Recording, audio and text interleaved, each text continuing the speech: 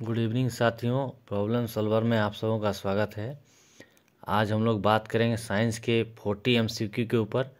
ये हमारा क्लास 9 का सेट 1 है। तो चलिए क्वेश्चन स्टार्ट करते हैं। सबसे पहला क्वेश्चन पूछा गया है, विस्थापन की दर को क्या कहते हैं। तो विस्थापन की दर को, तो विस्थापन और मैथ साइंस में दर का मतलब होता है टाइम से डिवाइड दे देना। यानी क्वेश्चन का मतलब है विस्थापन बटा समय को क्या कहते हैं। तो विस्थापन बटा समय को साइंस में वेग कहते हैं, क्योंकि चाल बराबर होता है दूरी बटा समय, वेग बराबर होता है विस्थापन बटा समय।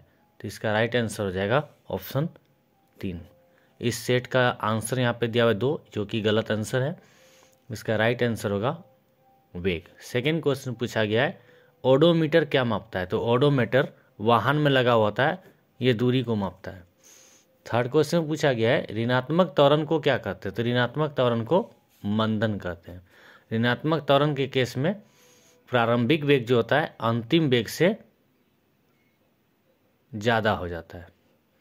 ठीक है, आपने पढ़ा है ना, त्वरण क्या होता है v minus you by T. ऋणात्मक त्वरण जब होता है तो u का वैल्यू बड़ा हो जाता है, v का वैल्यू छोटा हो जाता है। तो छोटे चीज़ से जब बड़ा चीज़ घटता है तो वैल्यू माइनस में आता है, तो इसे ऋणात्मक त्वरण कहते हैं और ऋणात्मक त्वरण को मंदन कहते हैं।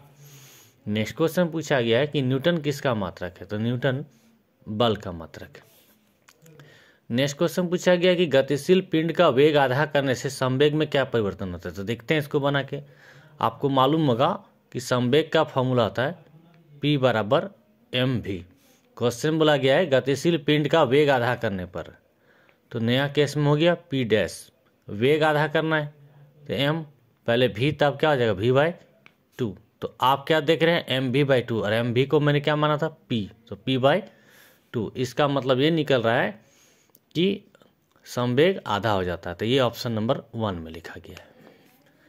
नेक्स्ट क्वेश्चन पूछा गया कि रॉकेट किसके सिद्धांत पर कार्य करता है। तो रॉकेट जो है संवेग संरक्षण के सिद्धांत पर कार्य करता है। नेक्स्ट क्वेश्चन पूछा गया कि एक वस्तु का भार 49 न्यूटन है, तो उसका द्रव्यमान क्या होगा। तो इसके लिए इस न्यूमेरिकल को सॉल्व करने के लिए आपको ये फॉर्मूला मालूम होना चाहिए।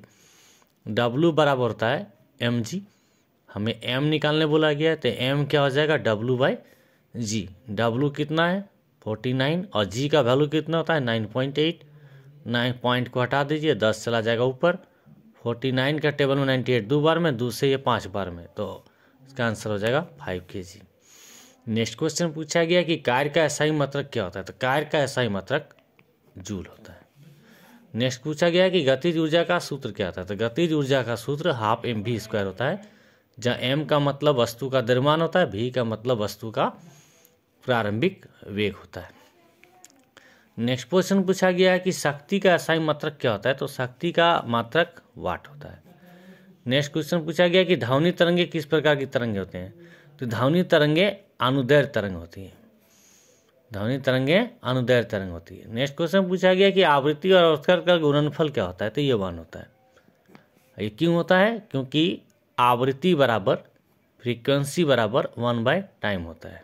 एक फार्मूला होता है आवृत्ति बराबर 1 बटा आवर्तकाल। तो आवृत्ति और आवर्तकाल जब गुना होगा f गुना t होगा, तो आंसर क्या आ जाएगा 1 आ जाएगा। नेक्स्ट क्वेश्चन बोला गया है कि किसी तरल में किसी वस्तु को डुबाने पर तरल द्वारा वस्तु की ओर ऊपर की ओर बल लगता है। तो एक चीज़ याद रखिएगा, किसी भी, ये आर्किमिडीज सिद्धांत से क्वेश्चन को पूछा गया है। तो आर्किमिडीज सिद्धांत में बताया गया है कि जब किसी वस्तु को पानी में या किसी द्रव पदार्थ में डालते हैं तो वस्तु ऊपर की ओर धकेला जाती है। आप ऐसे समझ लीजिए जैसे कि आप 1 बाल्टी पानी भर लीजिए, उसके ऊपर मग को आप डालिए, कस के प्रेशर दबाइए, देखिएगा आप, और छोड़ दीजिए, मग ऊपर की तरफ धकेला जाता है। तो इस तरह के बल को जो ऊपर लगता है किसी तरल के द्वारा वस्तु पर, साइंस में क्या कहते हैं, तो इसको कहते हैं उत्प्लावन बल। इंग्लिश में इसको आप थ्रस्ट फोर्स बोलते हैं। ठीक है, उससे ऊपर, उससे उत्प्लावन।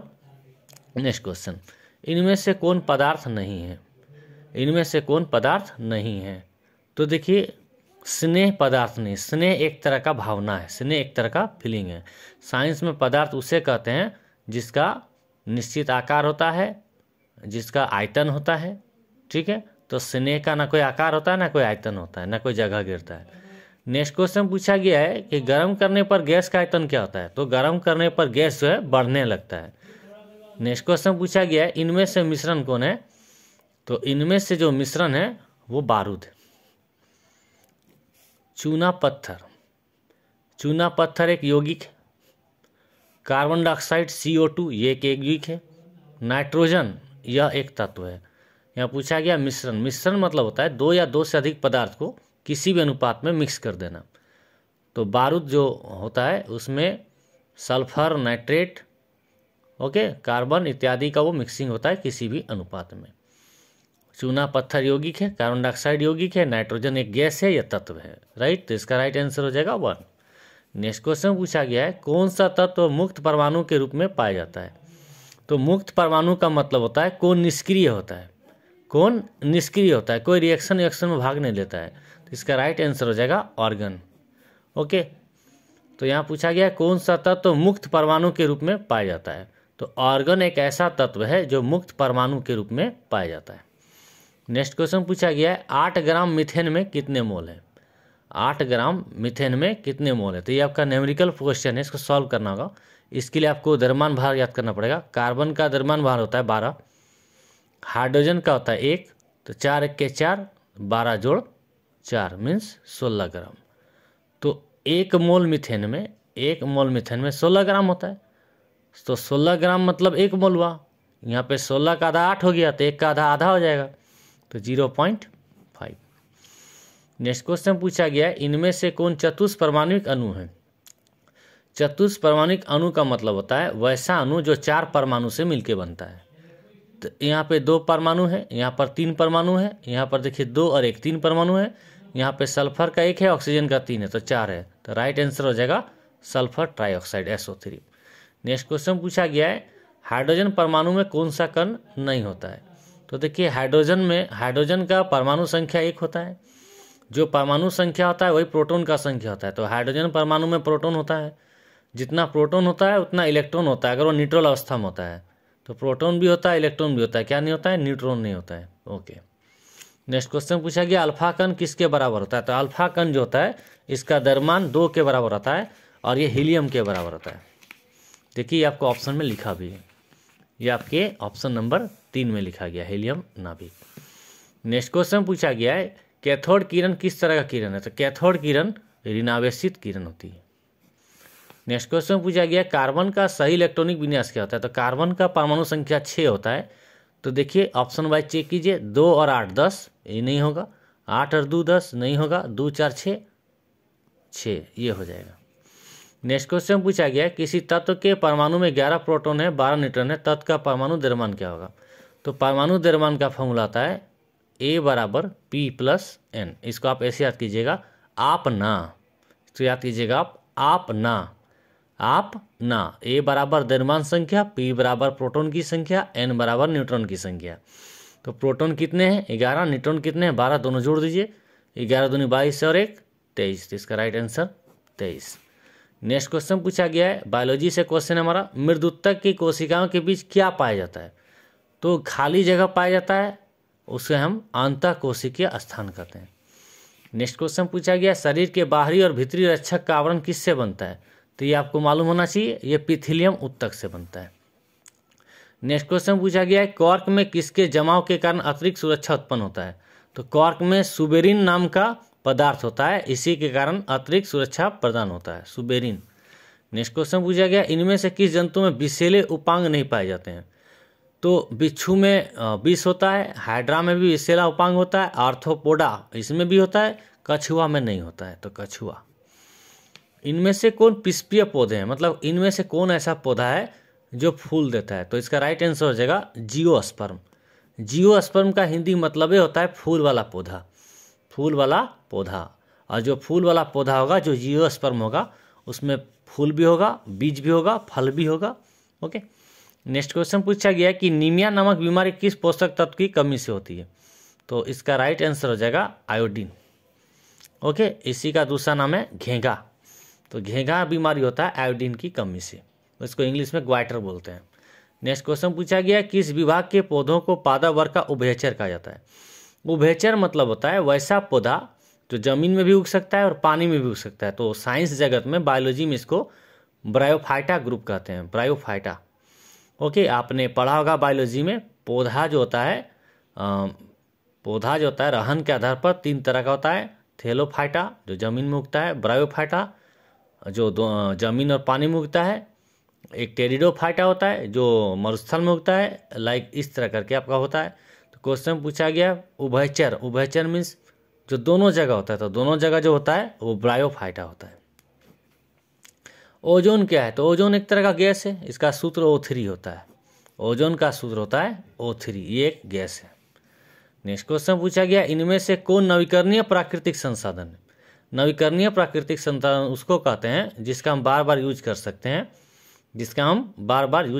हैं, वो भविष्य में बहुत लंबे समय तक चल सकते हैं। तो कोयला अनवीकरणीय है क्योंकि कोयला बहुत जल्द खत्म होने वाला संसाधन है। पेट्रोलियम ये भी बहुत जल्द खत्म होने वाला है। प्राकृतिक गैस बहुत जल्द खत्म होने वाला है।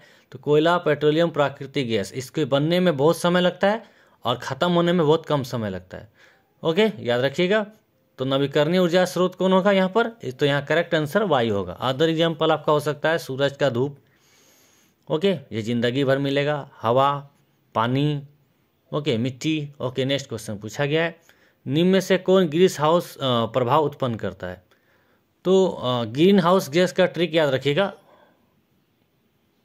ओ मीना का जलवा, ओ मीना का जलवा। तो ओ से हो गया ओजोन, मी से हो गया मीथेन, नाइ से हो गया नाइट्रोजन। तो देखिए आपका ऑप्शन 2 में है नाइट्रोजन। नेक्स्ट का से हो गया कार्बन डाइऑक्साइड, देखिए ऑप्शन नंबर 1 में है कार्बन डाइऑक्साइड। जल से जलवाष्प, तो इसका राइट आंसर हो जाएगा उपरोक्त सभी, मतलब कार्बन डाइऑक्साइड भी होगा, नाइट्रोजन ऑक्साइड भी होगा, हाइड्रोकार्बन भी होगा। तो राइट आंसर सभी हो जाएगा। नेक्स्ट क्वेश्चन देखते हैं हम लोग 35 नंबर। सवाल पूछा गया है पर्णकृमि पशुओं के किस अंग को प्रभावित करता है? तो लीवर को करता है। पर्णकृमि जो होता है पशु के लीवर को डिस्टर्ब कर देता है, डिस्ट्रॉयड कर देता है, प्रॉब्लम करता है उस पर। यकृत एक संश्लेषित उर्वरक क्या है? तो संश्लेषित उर्वरक उसको कहते हैं जिसमें NPK मौजूद होता है। अब आप बोलिएगा सर NPK क्या होता है? Nitrogen, phosphorus, potassium. तो देखिए यहाँ पे ऑप्शन 3 में नाइट्रेट्स लिखा गया है, तो राइट आंसर हो जाएगा यूरिया। नेक्स्ट क्वेश्चन मृदा अपर्दन का संबंध किससे है? मृदा अपर्दन, मिट्टी का अपर्दित होना, मिट्टी का धीरे धीरे खत्म होना। तो इसका आंसर हो जाएगा अतिचारण से। मृदा अपर्दन, मृदा का अपर्दन होना, मृदा मिट्टी का अपर्दन, वर्षा। आई थिंक इसका राइट आंसर होना चाहिए पेड़ का कटाई होगा। पेड़ का कटाई होने से मृदा पर दिक्कत आएगा, वर्षा होने से भी मृदा बहुत ज़्यादा बहेगी। अतिचारण से, अतिचारण में ज़रूरत से ज़्यादा चराने से। तो आई थिंक इसका राइट आंसर इनमें से सभी होना चाहिए। ओके, नेक्स्ट क्वेश्चन देखा जाए यहाँ पर उपास्थियों में कौन सी कोशिका पाई जाती है? तो उपास्थि में कॉन्ड्रियोसाइट्स पाया जाता है, उपास्थियों में कॉन्ड्रियोसाइट्स पाया जाता है। नेक्स्ट क्वेश्चन पूछा गया है लिगामेंट किस चीज़ का निर्माण करता है?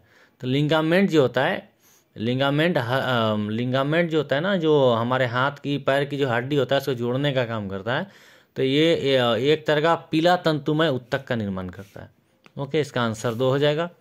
नेक्स्ट क्वेश्चन पूछा गया प्राकृतिक संपदा क्या है? तो मतलब प्रकृति के द्वारा कौन कौन सी संपदा हमें मिली है? तो प्रकृति के द्वारा जल मिला है, वायु मिला है, मिट्टी मिला है ना। तो इसका आंसर हो जाएगा उपरोक्त सभी। तो ये थे आज के टॉप 40 MCQ साइंस के क्लास 9 के, जो मैंने आप लोगों को करवा दिया। तो आज की सेवा यहीं तक। वीडियो अगर अच्छा लगा तो लाइक करें, कमेंट करें, शेयर करें, सब्सक्राइब करें, वीडियो देखते रहें। Thanks for watching.